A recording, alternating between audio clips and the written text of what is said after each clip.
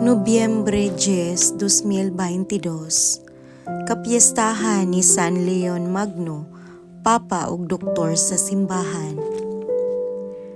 Pagbasa gikan sa Santos nga Ebanghelyo sumala ni San Lucas. May mga Pariseo nga nangutana kang Hesus kung kanus-a maghari ang Dios.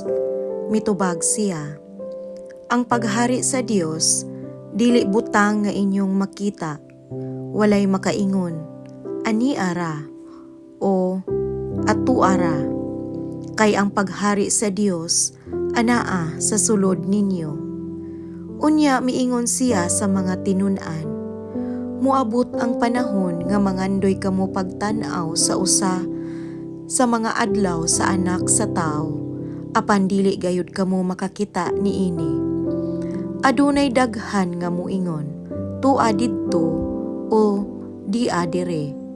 Apan ayaw kamo pag-adto aron pagsusi niini.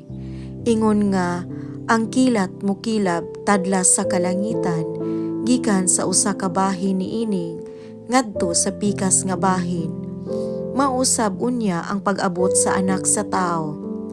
Apan una sa tanan, kinahanglan mag-anto siya pag-ayo ug unya isalikway siya sa mga tao nga nagpuyo niining panahona.